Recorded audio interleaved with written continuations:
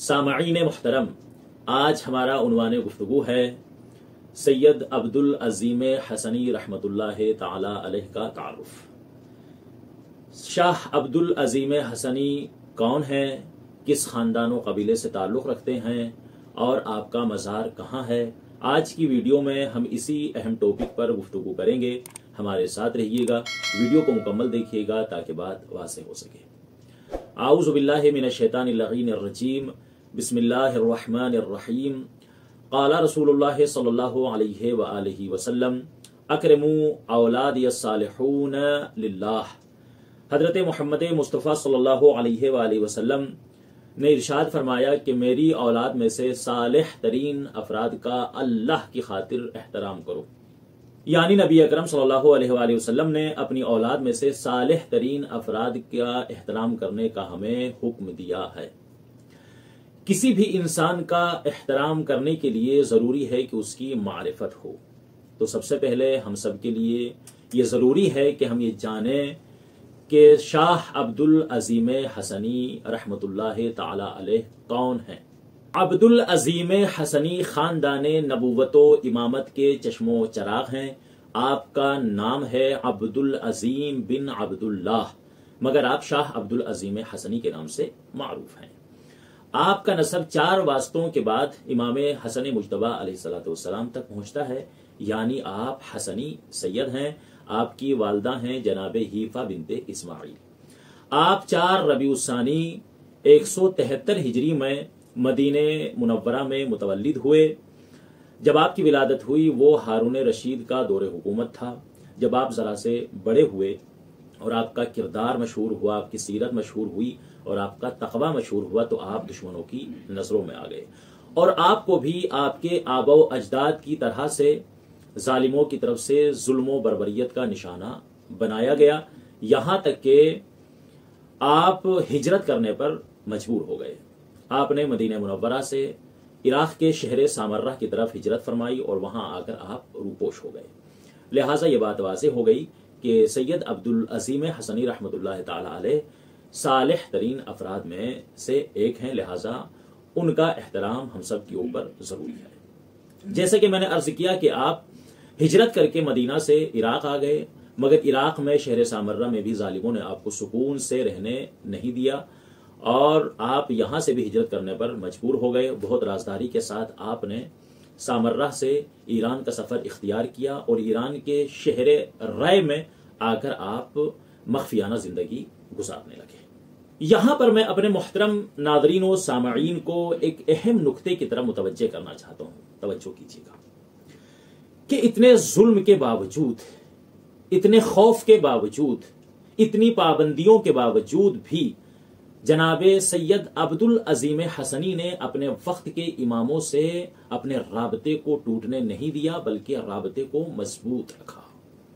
सुभान अल्लाह। सैयद अब्दुल अजीम हसनी को कई आइमा अलैहिस्सलातु वस्सलाम की सोहबत व खिदमत का शरफ हासिल हुआ है, जैसे कि आयतुल्लाह आग़ाए बुजुर्ग तेहरानी रहमतुल्लाह अलैह ने आपको इमाम रज़ा अलैहिस्सलाम, इमाम मोहम्मद तक़ी अलैहिस्सलाम और इमाम अली नक़ी अलैहिस्सलाम के असहाब में शुमार किया है। और इसी तरीके से आग़ाए शेख तूसी अलैहिर्रहमा ने अपनी किताब रिजाल शेख तूसी में आपको इमाम हसन अस्करी अलैहिस्सलाम के असहाब में शुमार किया है। सैयद अब्दुल अजीम हसनी रहमतुल्लाह अलैह ने यूं तो अपनी हयात में कई कारनामे अंजाम दिए हैं, मगर सारे कारनामे एक तरफ, उन तमाम कारनामों में आपका एक कारनामा एक मुनफरिद कारनामा है और बड़ा अजीम कारनामा है। वो कारनामा क्या है? और यकीनन ये कारनामा ऐसा कारनामा है कि हम तमाम शियाने हैदर कर्रार के लिए बेहतरीन मशअले राह है। वो कारनामा क्या है? वो कारनामा यह है कि सैयद अब्दुल अजीम हसनी ने एक किताब मुरत्तब की और उस किताब में अपना अकीदा तफसील के साथ तहरीर फरमाया और मुकम्मल करने के बाद उसको इमाम अली नक़ी अलैहिस्सलाम की खिदमत अक़दस में पेश किया और अर्ज किया, मौला इस किताब में मैंने अपना अकीदा तफसील के साथ लिखा है, आप इसको पढ़ करके मुझे बताइए कि क्या 100% मेरा अकीदा दुरुस्त है। इमाम अलैहिस्सलाम ने उस किताब को पढ़ा और तस्दीक करते हुए फरमाया कि बिल्कुल तुम्हारा अकीदा 100% दुरुस्त है। یہاں پر یہ تمام شیعان حیدر کرار کے لیے ایک لمحہ فکریہ ہے کہ ہمیں عقیدہ اپنی طرف سے نہیں بنانا ہے، ہمیں عقیدہ وہی لینا ہے کہ جو ائمہ علیہ الصلوۃ والسلام نے ہمیں دیا ہے۔ آج بڑے افسوس کے ساتھ یہ بات کہنا پڑ رہی ہے کہ آج لوگوں نے اپنے خود عقیدے بنا لیے ہیں۔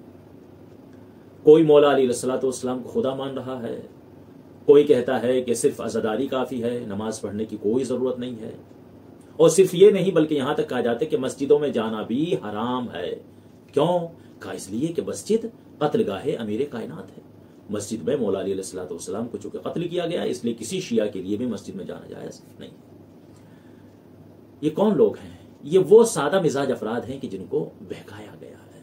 یہی سادہ مزاج افراد کی جو مسجد میں جانا پسند نہیں کرتے، اس کو قتل گاہ امیر کائنات کہہ کر اس میں جانا نہیں چاہتے، یہی لوگ ہیں جو قتل گاہ امام حسین یعنی کربلا کے لیے مچلتے رہتے ہیں، تڑپتے رہتے ہیں، اور مال لٹا کر بھی کربلا آنے کے لیے ہر وقت تیار رہتے ہیں، مگر مسجد میں جانے کو تیار نہیں ہے۔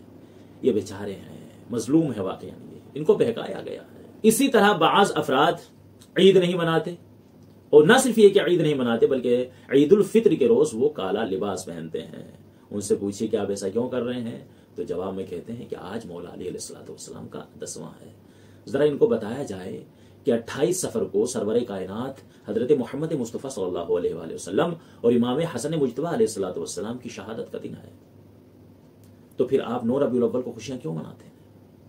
اور چھوڑیے آپ 9 سے پہلے 8 تاریخ اور 8 میں امام حسن عسکری علیہ الصلوۃ والسلام کی شہادت کا دن ہے، یعنی ایک دن پہلے امام کی شہادت ہو رہی ہے اور اگلے دن خوشیاں منائی جا رہی ہیں۔ تو ہونا تو یہ چاہیے تھا کہ وہ بھی خوشی نہ منائی جائے، وہ تو امام کی شہادت کو تو ابھی ایک ہی دن گزرا ہے۔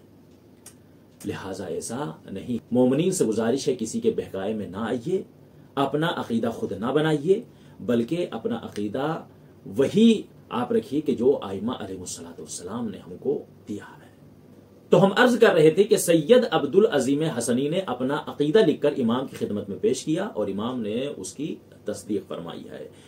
اس کتاب کے علاوہ بھی آپ نے کئی کتابیں لکھی ہیں، جن میں سے ایک کتاب ہے خطبات امیر المؤمنین۔ یہ وہی خطبات ہیں جو بعد میں سید رضی رضوان اللہ تعالی علیہ نے بعد میں نہج البلاغہ میں شامل کیے تھے۔ اور آپ کی ایک کتاب بہت مشہور ہے، روایات عبدالعظیم حسنی۔ اہل تشیع کے بہت سارے علماء نے آپ سے روایات معصومین علیہ الصلوۃ والسلام نقل کی ہیں، یہاں تک کہ شیخ صدوق علیہ الرحمہ نے آپ سے منقول احادیث کو جامع الاخبار کے نام سے مرتب فرمایا ہے۔ آپ کے فضائل بہت زیادہ ہیں، اگر تمام کو شمار کیا جائے تو یقیناً ویڈیو کافی طولانی ہو جائے گی۔ یہاں پر ہم ایک مختصر روایت پیش کر دیتے ہیں اور آپ کی عظمت کو سمجھنے کے لیے یہ روایت ہی کافی ہے۔ اس کے راوی ہیں ابو حماد رازی۔ ابو حماد رازی کہتے ہیں کہ ایک مرتبہ میں امام علی نقی علیہ الصلوۃ والسلام کی خدمت اقدس میں کچھ مسائل پوچھنے کے لیے پہنچا۔ میں نے امام کو سلام کیا اور کچھ حلال و حرام کے سلسلے میں مسائل میں نے امام سے دریافت کیے۔ امام نے بڑی تفصیل کے ساتھ ان کا جواب دیا۔ جب میں نے امام سے رخصت چاہی کہ مولا مجھے اجازت دیجیے، میں واپس جانا چاہتا ہوں، جب میں چلنے لگا تو امام علیہ الصلوۃ والسلام نے مجھ سے فرمایا، اے ابو حماد، اگر دینی مسائل میں کبھی تمہارے سامنے کوئی مشکل پیش آئے تو تمہیں یہاں آنے کی زحمت کرنے کی ضرورت نہیں ہے، بلکہ دینی مسائل کو عبدالعظیم حسنی سے پوچھ لینا۔ اللہ اکبر! یہ ہے عظمت عبدالعظیم حسنی کی۔ ایک وقت کا امام تعارف کرا رہا ہے کہ یہاں آنے کی ضرورت نہیں ہے، بلکہ اپنے مسائل عبدالعظیم حسنی سے پوچھ لینا۔ اور جب ابو حماد چلنے لگا تو امام علیہ الصلوۃ والسلام نے کہا، اے ابو حماد، عبدالعظیم حسنی کو میرا سلام کہنا۔ اللہ اکبر! لہٰذا اس روایت سے یہ بات روز روشن کی طرح واضح ہو جاتی ہے کہ عبدالعظیم حسنی ایک صالح ترین انسان تھے۔ جیسا کہ ہم نے عرض کیا کہ سید عبدالعظیم حسنی شہر رائے میں آ کر مقیم ہو گئے۔ علماء فرماتے ہیں کہ آپ ایک شیعہ کے گھر میں تہخانے میں زندگی بسر کرتے تھے اور وہیں پر آپ عبادت میں مشغول رہا کرتے تھے، اور کبھی کبھی آپ وہاں سے نکل کر جناب حمزہ امام موسی کاظم علیہ الصلوۃ والسلام کے فرزند ارجمند جناب حمزہ کی زیارت کرنے کے لیے جایا کرتے تھے۔ ابتدا میں چند افراد کے علاوہ آپ کو کوئی نہیں پہچانتا تھا، بعد میں آپ کا تعارف ہوا اور بہت سارے افراد آپ کو پہچان گئے۔ وقت گزرتا رہا اور یہاں تک کہ 15 شوال المکرم سن 252 ہجری میں آپ کی رحلت ہو گئی۔ رحلت کی کیفیت میں اختلاف ہے، بعض نے آپ کی وفات لکھا ہے اور بعض نے کہا ہے کہ آپ کی شہادت ہوئی ہے۔ وہ علماء کے جو کہتے ہیں کہ آپ کی رحلت ہوئی ہے اور طبیعی طریقے سے آپ کا انتقال ہوا ہے، ان میں سے نجاشی ہیں اور شیخ طوسی علیہ الرحمہ ہیں، اور علامہ طریحی نے اپنی کتاب المنتخب میں ایک روایت نقل کی ہے۔ اس روایت کا خلاصہ یہ ہے کہ چونکہ سید عبدالعظیم حسنی رحمۃ اللہ تعالی علیہ کو زندہ درگور کر دیا گیا تھا، لہٰذا آپ کی شہادت واقع ہوئی ہے۔ بہرحال جب آپ کا انتقال ہوا، لوگوں نے، مومنین نے آپ کو غسل و کفن دینے کے لیے جب آپ کا لباس اتارا تو آپ کی جیب میں ایک رقعہ تھا جس میں آپ کا نام اور آپ کا شجرہ نسب لکھا ہوا تھا۔ وہاں سے تمام لوگوں کو پتا چلا کہ یہ امام زادے ہیں اور امام حسن علیہ السلام کی نسل سے ہیں۔ جب آپ کا غسل و کفن ہوا، بڑی شان سے اور بڑی احترام سے آپ کا جنازہ اٹھایا گیا، اور ایک باغ کی جو ایک مومن نے خرید کر وقف کر دیا تھا جناب عبدالعظیم حسنی اور دیگر شیعوں کے لیے، اس باغ میں آپ کو احترام کے ساتھ دفن کر دیا گیا۔ میں کہوں گا، اے سید عبدالعظیم حسنی، خدا آپ کے اوپر رحمت نازل فرمائے۔ آپ یقیناً بڑے مظلوم ہیں، آپ کو آپ کے پیارے وطن مدینے میں سکون سے رہنے نہیں دیا، آپ کو ہجرت کرنے پر مجبور کیا گیا، پھر آپ سامرہ میں آ گئے، وہاں پر بھی آپ کو سکون سے رہنے نہیں دیا، اور آپ ہجرت کر کے ایران کے شہر رے میں آ گئے۔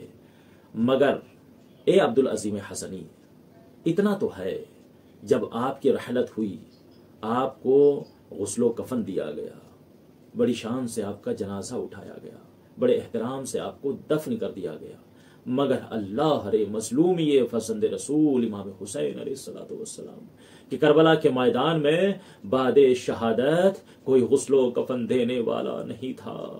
ہاں، تاریخ میں لکھا ہے کہ کربلا کی خاک اڑتی تھی اور شہیدوں کا کفن بنتی تھی۔ الا لعنۃ اللہ علی القوم الظالمین وسیعلم الذین ظلموا ای منقلب ینقلبون۔